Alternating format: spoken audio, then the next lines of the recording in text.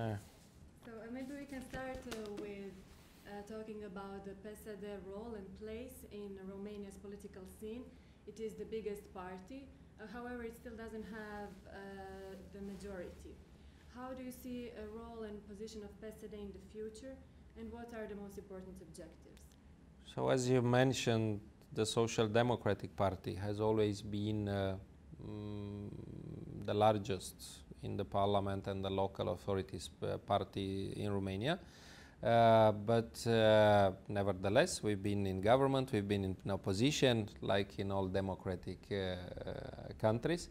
What is important is that right now I see my party as being in a very clear process of modernizing, transforming into a center left party, a progressive one.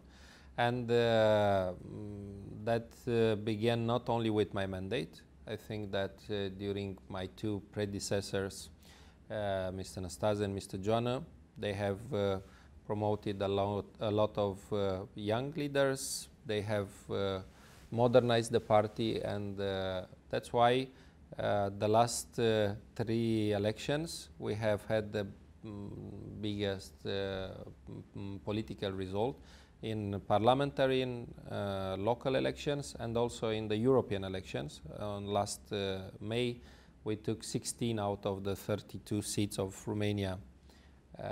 So I'm just looking to continue this reform of the party, continue to promote young people with very modern approach. And I'm very proud to say that right now it's a party which has not only a very young leader. I am getting older, to be honest, but also we have promoted and we have I think the youngest members of the cabinet. I would only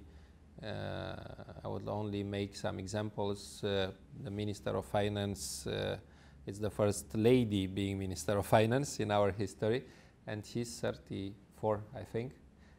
Minister of Energy, Minister of Small and Medium Enterprises, Minister of Education, Minister of Health. They are all under 40 years old, so they are younger than I am.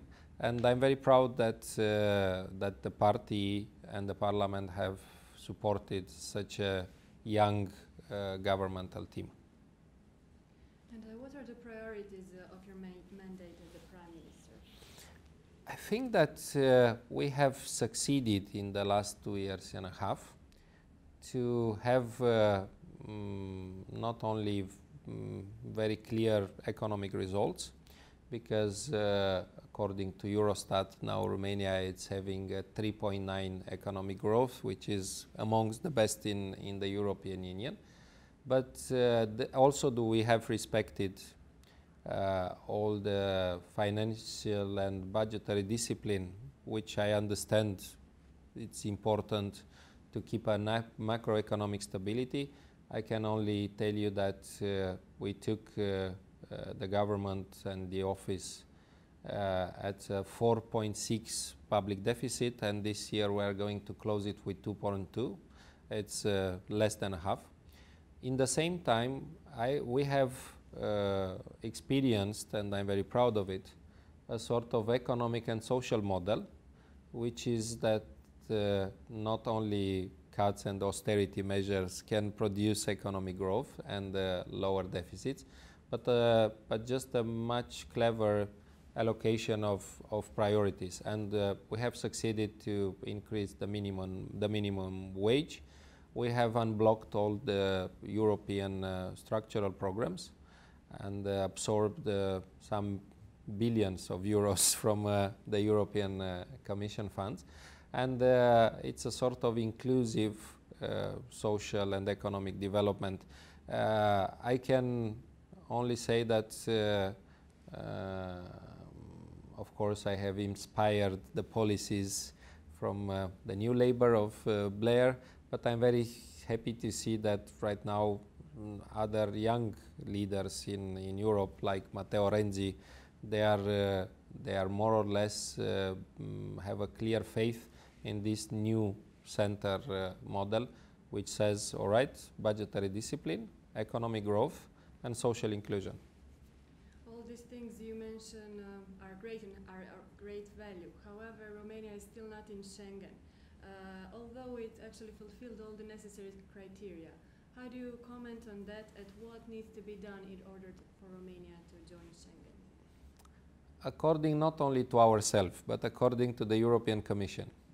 Okay.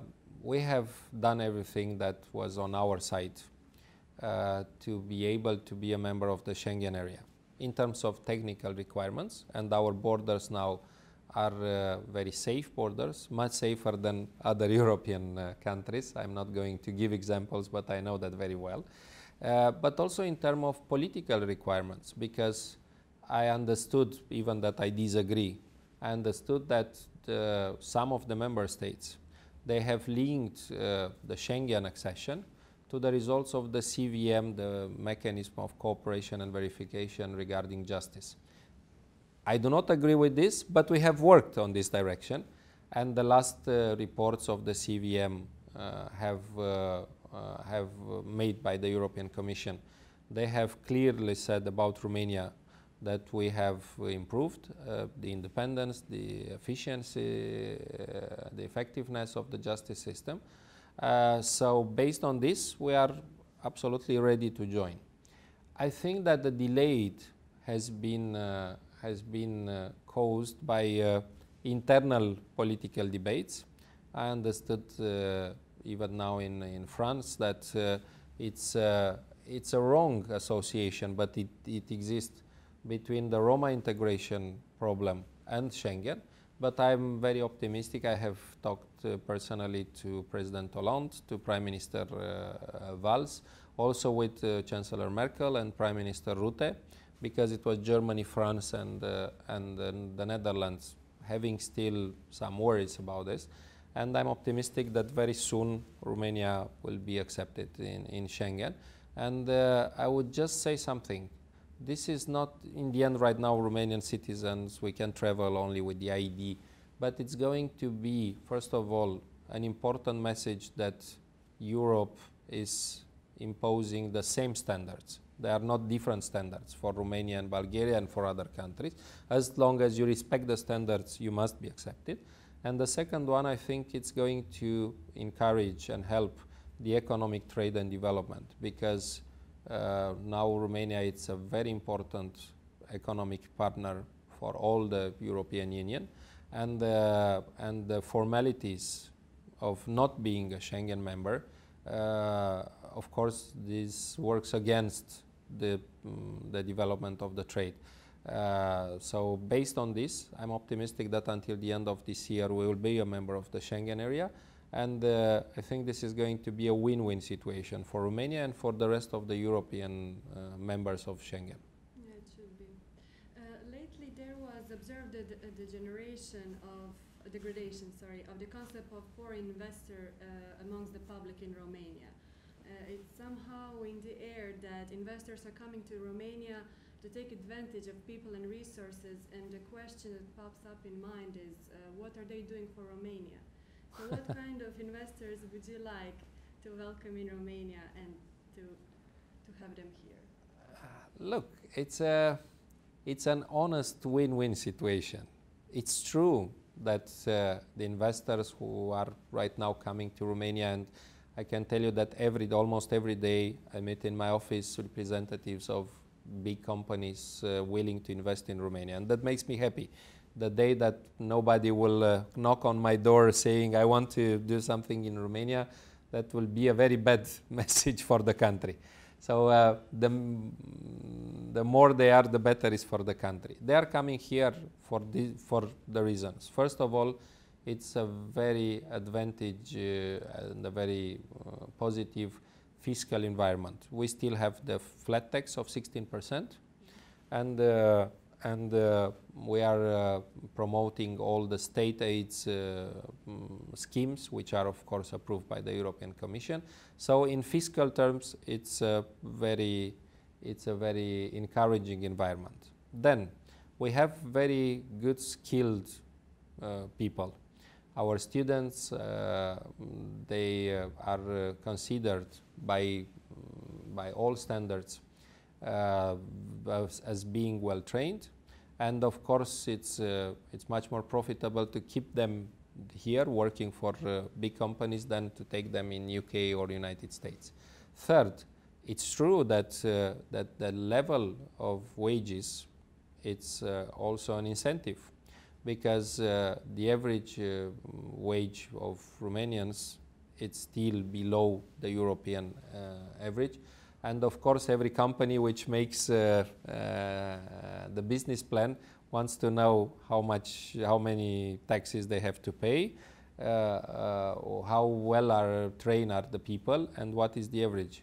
Then it's the price of the energy, and we have worked very much in the last 2 years, and believe me, it's not easy, but we have succeeded to keep the energy prices very competitive. That's why Romania has developed its industrial output, because the energy prices are still below the European average. And also some measures we have announced, and there are also incentives for new investments.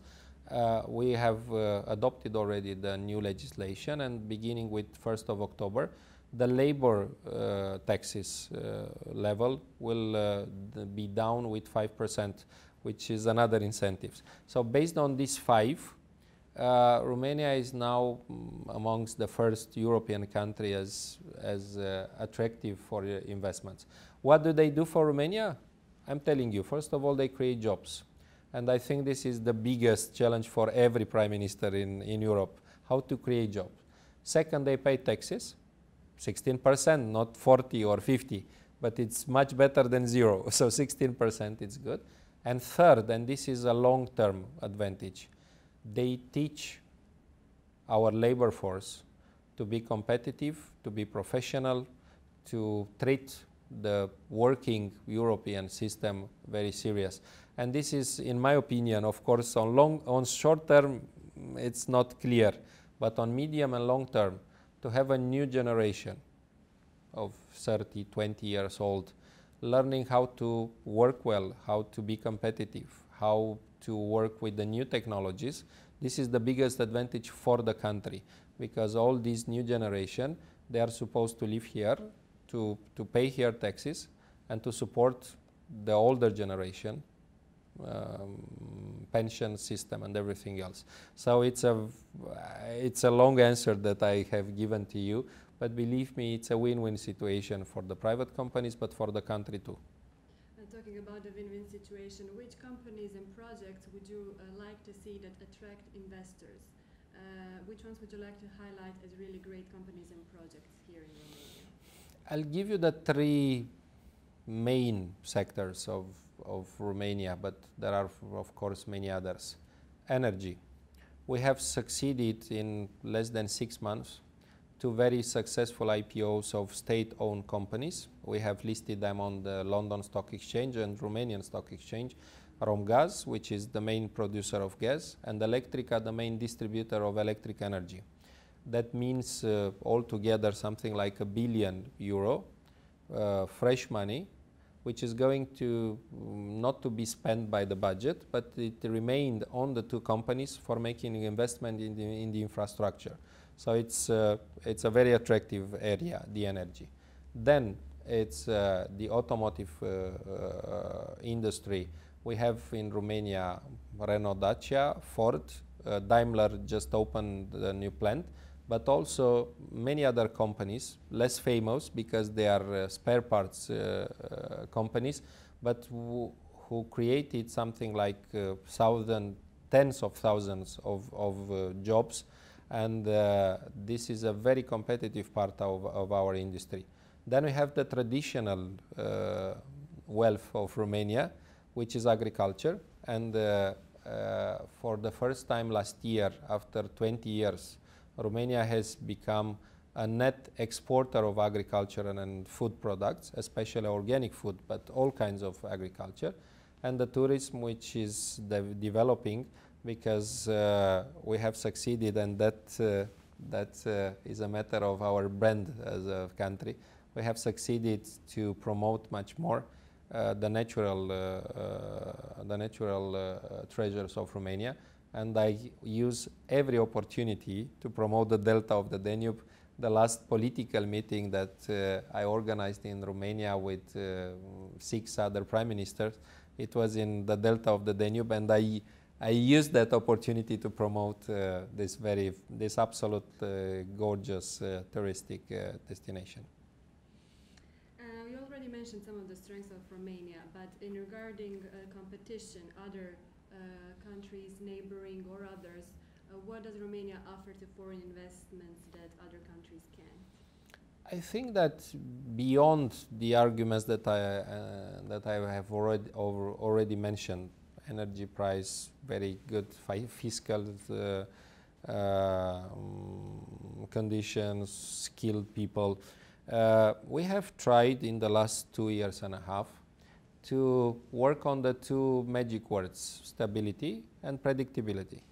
And we have succeeded in most of the cases to be stable and to be predictable. And as long as private investors sees low taxation, good people, low prices of energy, and as much as they believe that this is a stable and predictable environment, it's not going to be changed this month or next year, that makes us very competitive in not only in the European competition but in the world competition, because now I've been invited to the inauguration of logistics centers or global centers, and I have realized that from here, Bucharest, big companies, they can organize business all over the world, and it's unbelievable to see that some employees in a Bucharest building, they pay the wages in Japan or South America. But this is the 21st century, and that means that the competition is not local or regional, but it's a global competition.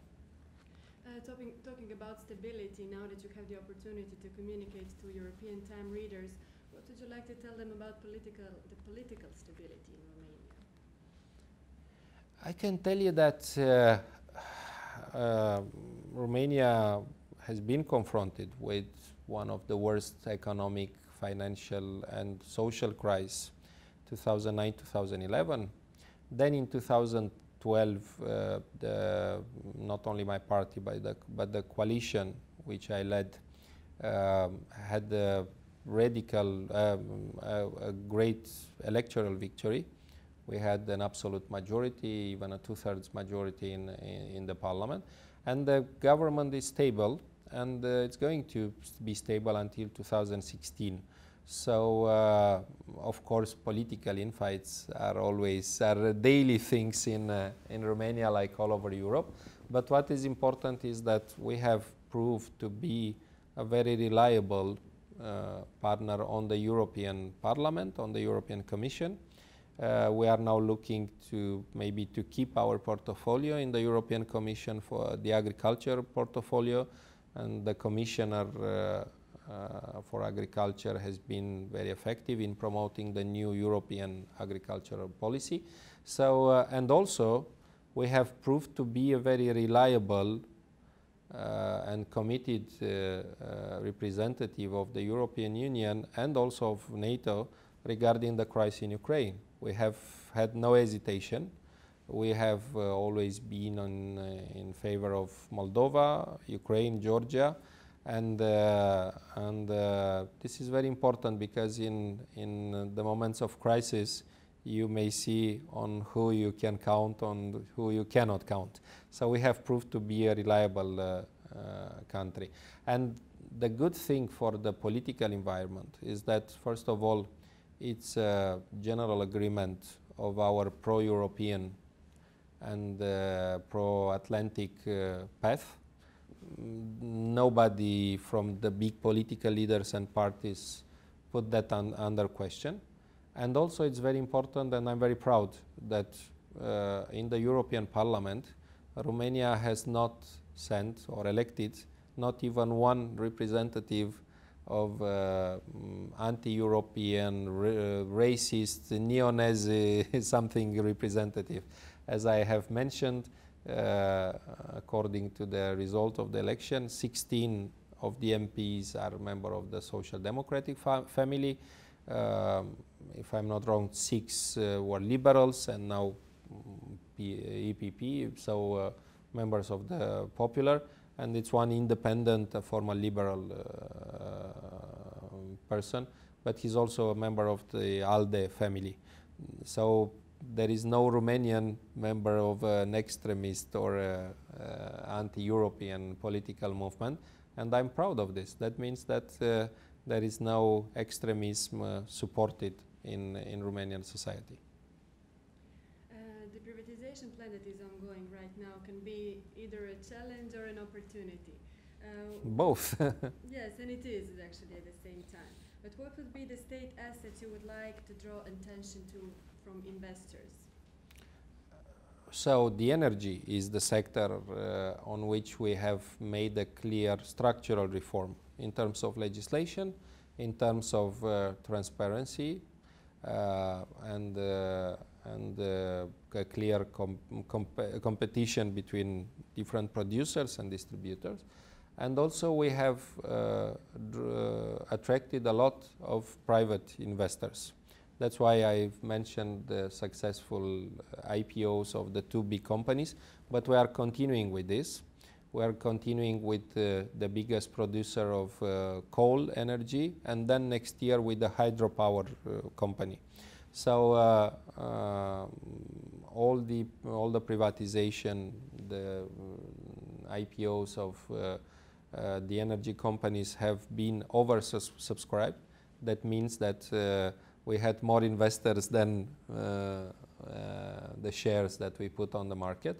So if you ask me, the first field on which I will, I will advise private investors to put their money in Romania is the energy. The second one, and I would do this if I had been an investor, is the agriculture and especially the organic food. Romania has increased 4 times in a year, 400% in a year, the organic food production, and we are step by step we are gaining an important brand in Europe, and not only in Europe, on international markets, as being a very important producer of organic food, and we are proud of it. You mentioned how energy sector is very important in Romania. What is the government's strategy to ensure independence of Romania in energy? We are in a much more fortunate situation than our neighbors, because we need to import something like 25% of our gas consumption from Russia, and I know that many countries in this part of Europe, they depend 60, 70, 90% of the importation of gas, and we have an absolute sufficient production of electric energy, sometimes even a surplus, and we would like to export it as long as we can modernize the infrastructure. But regarding the gas necessity, all our strategies are including not only Romania but also Moldova, because we think that in the future we must be able to provide the consumption of Romania in Moldova. And this is based on investments on the traditional gas resources. And here not only the biggest Romanian company, which is Petrom OMV, but also some other international big companies, Repsol, MOL, they have licenses for new researches.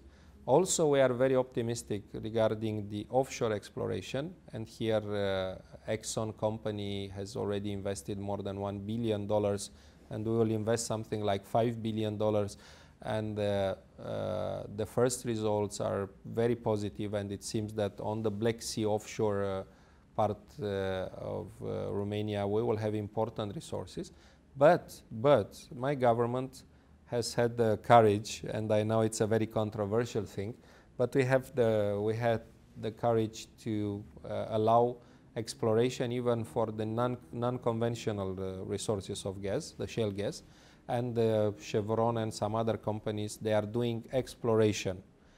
As soon as we will know if we have or not reserves of the shale gas, then we must decide if we want to take advantage of this. I'm in favor of it, of course, respecting the highest environment protectional standards.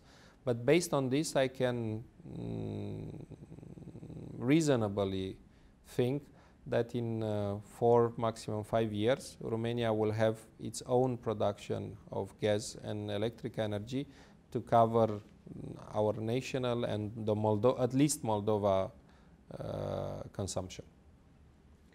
Who are the key strategic partners of Romania, and what are the government's objectives in that geopolitical area? We have a strategic partnership with the United States of America, and it's very good that this is based on a general agreement of the political leadership. Government opposition, we have always been in favor of this. It's a military and regional strategic partnership, but I am also counting a lot on the economic development which comes based on this. Then, of course, we want to play a key role in Europe, and I trust very much in terms of military but also economic relationship between Poland, Romania and Turkey. It's a sort of alliance of the 3 bigger countries in the region in which I strongly believe, and I have done everything to make the relationship with the Polish government and the Turkish government improve in the last years. And then Romania is trying also, not being a big country, but a medium one, is trying to have a very good relationship with all the Asian countries, with China, with Japan, with all the possible markets for our economy, and important energy and infrastructure projects we are going to, and we hope to develop with China and Chinese companies. Okay. And what would be your final personal message to the public and policy makers in Western Europe, and especially having in mind building a better image of Romania in Europe? I was saying a time ago that Romania is the country with the biggest potential and with the worst image. That means that we have to take advantage of this potential, and that's why I keep speaking about the economic opportunities, about the social opportunities, about our capacity to develop, but also I am trying to treat this the explanation and the reasons for this bad image. I think we should tackle very directly which are the biggest problem of image. This is the integration of Roma people, and we have to be very pragmatic in explaining to the European society and the international society that right now we are a democratic country, we are a country committed to the European values, and of course we are working every day to improve what came from the past. And I honestly believe that Romania has a very strong future, and it depends on us to promote it. That's a very strong message. And as you said, Romania is a stable and reliable partner. It is, and stability and predictability are the 2 key words which I think, as long as we can provide our truth, will offer the real incentive for all the international investors. I'm sure. Well, thank you, Mr. Ponta. Thank you very much. Talking to you, and it is great that we will include this interview in our European Times Romania. Thank you very much.